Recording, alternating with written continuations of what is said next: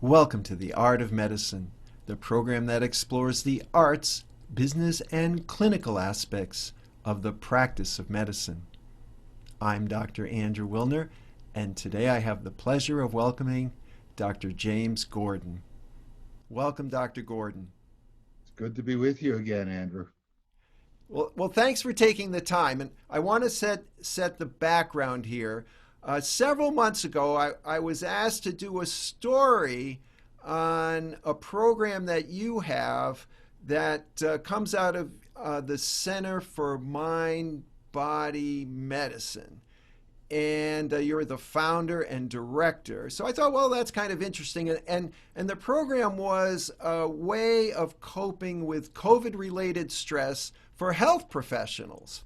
And everyone has COVID-related stress, but health professionals in particular have sort of their own issues they have to deal with as well as the usual ones. So I thought, well, that'll be interesting.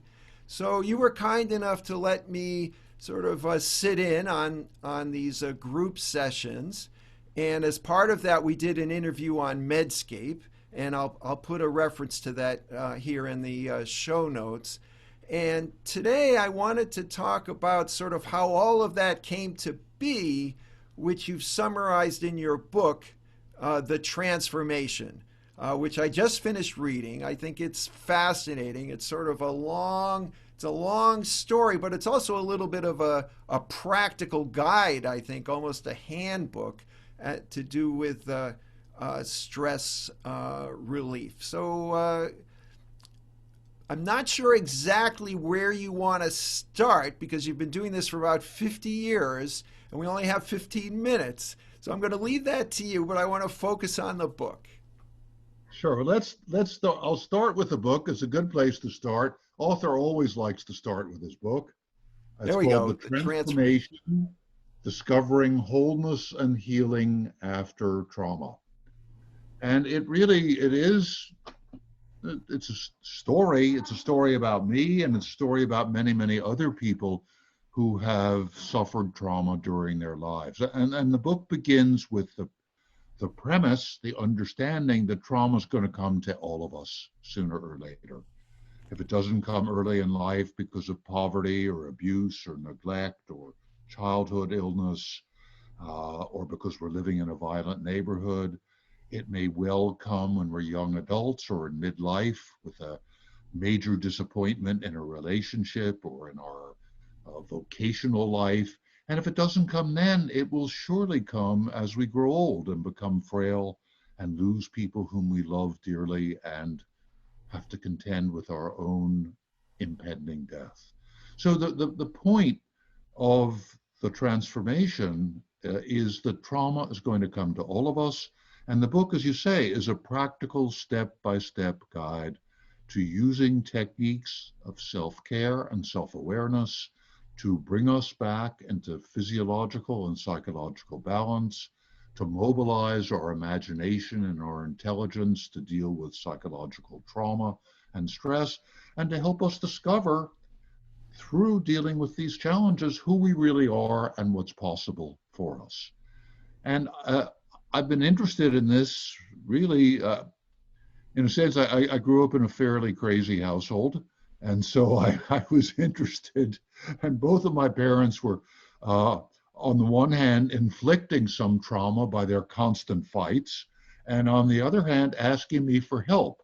So I began to become interested as a little kid in what trauma was all about. And of course, psychiatry, modern psychiatry is built on Freud and Breuer and Janet, the early psychiatrists and neurologists, understanding that early life experience produced later symptoms, psychological symptoms, physical symptoms, what we might call psychosomatic disorders, asthma or ulcers or colitis or conditions, arthritis. So I've been interested really from the beginning, from as a child, and then from the beginning of my work in medicine. And when I came to, I used to be a researcher, as you know, at the National Institute of Mental Health, and I began to become interested not only in the sort of psychology of trauma, but in all these techniques of self-care that could help bring us back into balance and help us deal more effectively with trauma. And I became very interested in how not only I could learn them for myself, not only to deal with trauma, but just to deal with the ordinary challenges of life. And I found them very helpful, different kinds of meditation and movement. Before we got on camera, we were talking about how important exercise and movement is, self-expression, being able to talk about what's going on, do drawings, move my body to express all these things. It became clear to me could be very important, and that we were, this is back in the early 1970s, that we were beginning to gather scientific evidence on which of these approaches worked, how they worked, and what difference they made. So this was really the other understanding that was there from the pretty early on for me, is that everybody has a capacity to use these tools and techniques. And so I became interested. Of course, I'm interested in what I can do as a physician, a psychiatrist by training, but I, have been in situations of dealing with physical emergencies too. So I appreciate and value what we can do as physicians. And it's clear to me that for most of the chronic problems that most of us have and most of our patients have, there is no easy answer. We don't have the drug that's going to take care of everything or the surgical procedure. Occasionally, yes. But for most of the issues that most of us have, whether it's anxiety or depression or chronic pain or type 2 diabetes or hypertension, that the answers are within us. So I become very interested in what the transformation is about, and what my work is about teaching people, and my primary focus is on teaching health professionals and educators and other community leaders how to use these techniques for themselves, and then how to share them with the people they're taking care of, or they're serving, or they're teaching. So that's what the work is about. That's what the Center for Mind-Body Medicine does, and we do it on quite a large scale now. I have to admit, when I first saw that the book was about trauma, it kind of put me off, and I said, well, I don't need to read this. I don't have any trauma. But then, as you just explained, and I kind of had a boring childhood with, sort of two sane parents and who worked hard and were responsible and didn't drink too much. And in fact, as a writer, I was very frustrated. I didn't have anything really exciting to write about in my, family upbringing. But then I started thinking about it, and, we all really, it's the human condition. We are going to experience the trauma of death, of our loved ones, our parents, our friends. There are traumas, and these are part of life, and that the human condition is filled with traumas regardless of how lucky you are. None of us will avoid them, and just the daily stresses of life can feel like traumas, and are things that we need, that we could benefit from having a structural approach, like these exercises that you describe in the book, deep breathing and dancing and meditation and eating well.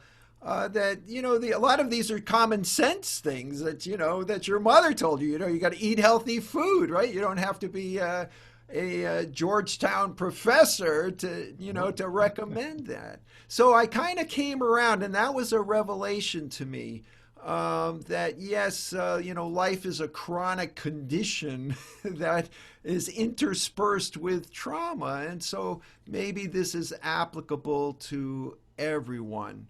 And what you've been able to do is to scale your therapeutic approach. The book, everyone can read the book, but you have had teaching all over the world, and have taught teachers who can then teach. So as much as it can be satisfying to have a one-on-one relationship with your psychiatrist, there's 7 billion people that all have to deal with this on the planet. And being able to scale it, I think, is very exciting. So can you tell me more about how you've done that? Sure. Well, we started working small and locally, but from the beginning, it was clear to me that working with people in small groups is a much more efficient and effective way to teach them how to take care of themselves.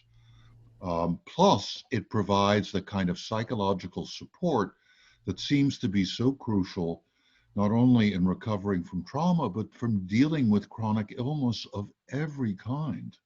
I think that there's a rich and robust literature showing that people who are lonely and isolated are more likely to become ill.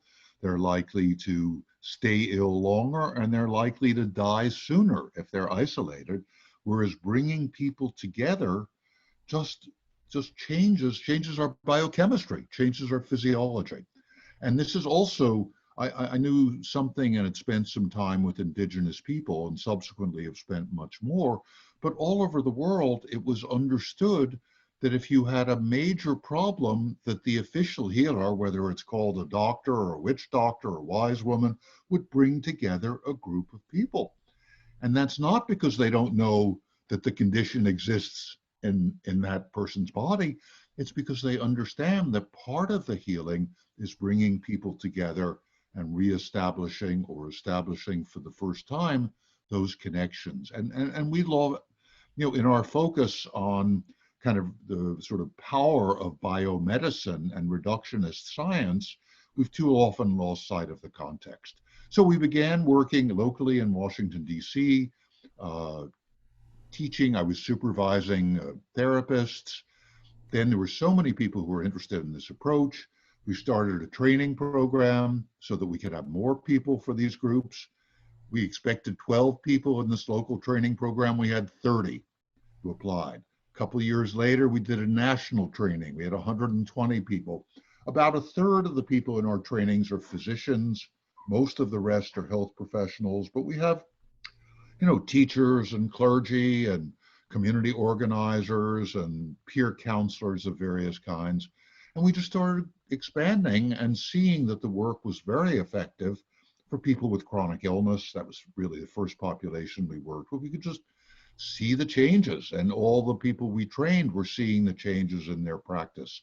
People were less stressed out. They were feeling less anxious. They were more hopeful. Many of them were able to cut down on medications that they'd been taking for years because they were back in biological balance. So they weren't so stressed out, and digestion was more effective. So I then began to want to see if this same approach could be helpful in some of the more troubled places on the planet. So I went there with a colleague who was a family physician. We went to Mozambique, spent some time with former child soldiers who are among the most traumatized people on the planet. They have done unbelievably horrible things.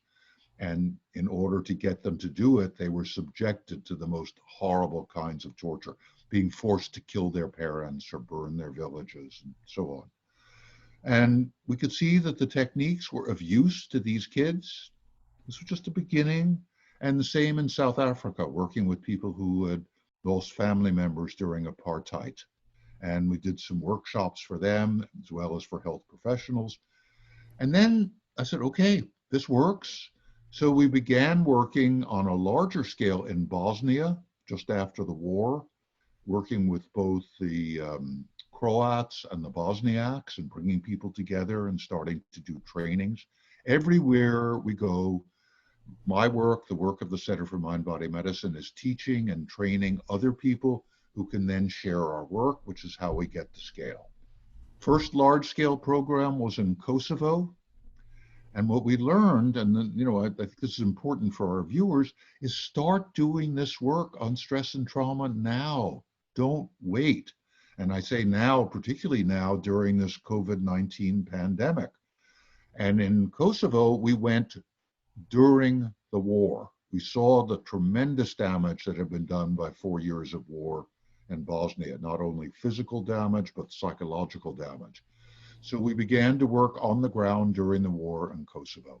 Ultimately, we developed a program for the whole country, Mind Body Medicine. is available throughout Kosovo and every community mental health center, and it's an official part of the health system in Kosovo. Subsequently, we've been working on large scale other places in the Middle East with Israelis and Palestinians. The VA system, we're working with the largest division of the VA, VISN 8, which is Florida, South Georgia, and the Caribbean. And we're in the process of training well over 300 people in that division, a couple hundred whole health coaches for whom our work is central, and 100 clinical leaders. And we have the buy-in from the heads of the whole division of the VA. So we're working in Northern California communities, in Sonoma County, Shasta County, in Houston, Texas, we're in Baton Rouge, we're in Broward County, Florida after the shooting. So we're working on a large scale, and people really, they really like what we're teaching them because they see the benefits on themselves. So, and we have a little sense from being in one of our groups that you learn some techniques, you see that you can relax a little more, maybe focus a little more, maybe it's a little easier to use your imagination or to share what's going on with you. And then the people we train look at the science that explains how and why this happens. So they become very, very enthusiastic users and sharers of what we have to teach, and they integrate it. So the anesthesiologists we train are doing slow, deep breathing with their patients before they go into general surgery. Every anesthesiologist should be doing it. And there's research literature showing you have fewer complications and you need less anesthesia and you get out of recovery faster if you just basically teach some slow, deep breathing preoperatively. So our work is being embraced widely. And this situation now, this COVID-19 pandemic, everybody is traumatized. We were talking about this a little bit earlier. Everybody is traumatized, and the interest in our work keeps on growing. Now, if someone were to just pick up the book and read it, would that be helpful in and of itself, or do you think they have to attend a class or both, or how would that work? The book is designed to be a complete and comprehensive program of self-care, of not only healing past trauma that's happened, but equipping a reader to use the techniques to keep on building resilience, treating and addressing chronic health and psychological problems, and also preventing those problems. So you can do that purely through reading the book. And there are people who've just read the book, who I've never met before, who've called me up or emailed me and said exactly that. Now, there are other resources that people can use that the Center for Mind-Body Medicine has. So I do weekly webinars on the topics that are in the book and also other topics and Facebook Lives. We have mind-body skills groups that are online. And these are 8-week-long groups. This is the one you participated in. I was leading that one. Our Center for Mind-Body Medicine faculty have been leading about 70 others of those 8-week-long groups, and another 500 people whom we've trained and certified are also leading groups. So those groups are available, and it's total sliding scale. So we never turn anyone away, and it's not particularly expensive for people who are able to pay. And that's another way to participate and to learn to use the techniques. The book can do the job on its own, and it's great if while you're reading the book, you can share the experiences and with other people and do some of the techniques. Not necessary, but for many people, it enhances the pleasure in doing these techniques. And then also, if there are people who want to be trained to do this work, we do have training programs. We have a open national training program where we just finished it yesterday, 2 days ago. We just finished a 5-day training. We had 400 people apply. We only accepted 170 because it's the first time we've done an online training. It went beautifully. And we had people from every conceivable sort of ethnicity and age and occupation and what people saw is that this can fit very easily what we're teaching into work that they're already doing, whether it's a surgeon in a rural community or it's a Native American elder working with urban Indians, that they all find ways to use what we have to teach. So people who are interested in that, the website is CMBM, Center for Mind Body Medicine, cmbm.org. There's information. We have trainings in specific locations where we're dealing with the community, whether it's in Northern California or Broward County, Florida, or Central Asia. We have specific trainings. And then we also have trainings, and we're going to be doing more of them because the demand is so great. So if some of our viewers are interested, they should just check out the website and see what's up and apply. Dr. Gordon, that was great. I want to thank you for explaining all of that. I've read the book. I think it's a great book. I put it up on my website under my physician author section, books I've enjoyed. And of course, it's available on Amazon and probably everywhere else. Sure. And it's your 12th book, I believe. I think so. And as a writer myself, I irrespective of the content, I thought it was very well written. It's very easy to read. It's clear, moves along. It's a nice story. I like the writing of the book in addition to its message and usefulness. Thank you. You've gladdened my authorial heart. Thank you, Andrew. So I want to thank you for joining me today on the Art of Medicine. I will put the links in the show notes, and I look forward to hearing more in the future. Thanks very much. Great. Me too. It's great to be with you again. Thanks.